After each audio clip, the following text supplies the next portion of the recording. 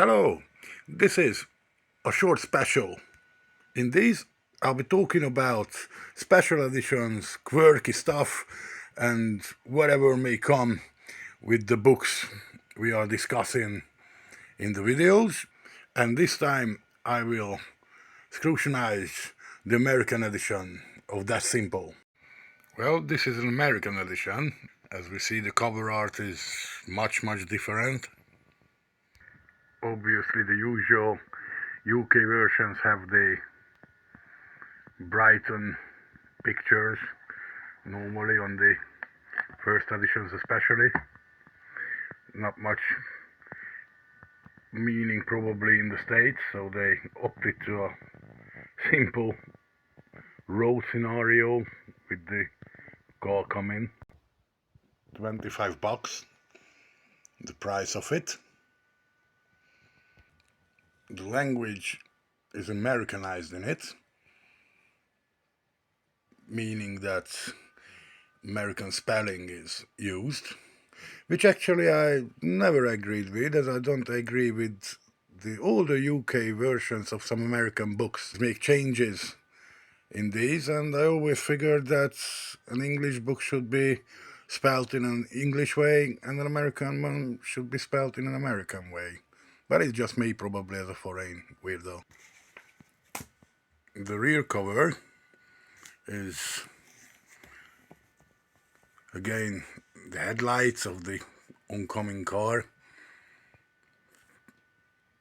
A few simple words or lines summing up what's happening.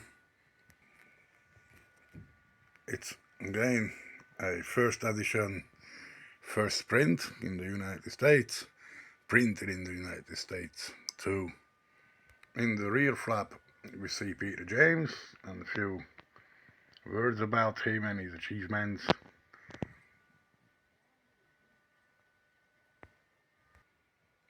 And as usual, the pages are not yellowed in the American version, even after all these years, 20 years to be precise.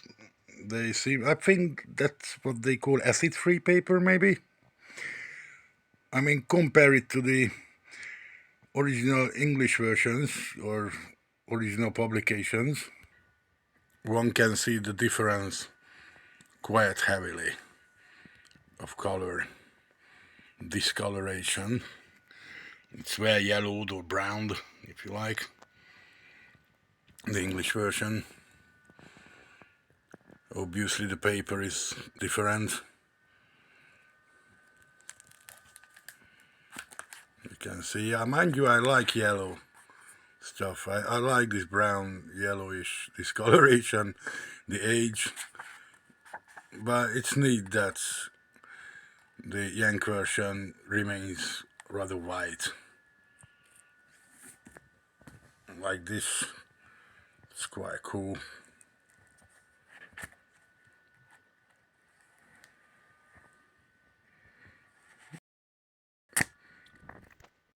The original price was £10.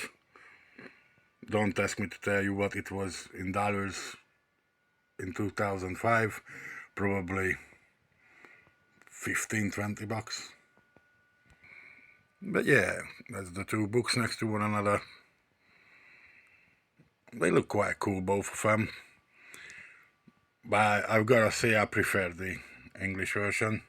Maybe because I live in Brighton and these buildings and the pictures mean much to me, really.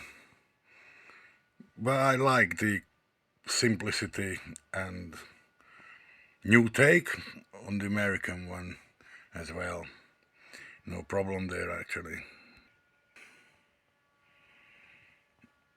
But there's a surprise in the American version. The Avalon building is correctly spelled in the American version's first edition, while in the original edition it is misspelled and later on would be corrected in the paperback. Which is funny because the two books, the two first editions, came out in the same year. In America it's been published in 2005 as well, so very soon they caught up. But yeah, I like that. Also, I like the headers, always have. They have the numbers there, the page number, page count. I like that. That's a cool stuff.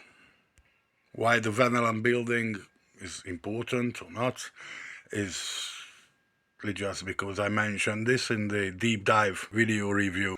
If you'd like to check it out, find it on the Tons of Thrills channel.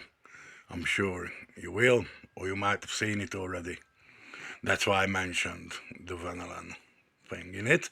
Even though the green van has not been corrected in this one or in later editions, not as far as I noticed it. So that remains with us, I think. That's all I'd like to share over the cuff about the two editions. Again, the American and the British.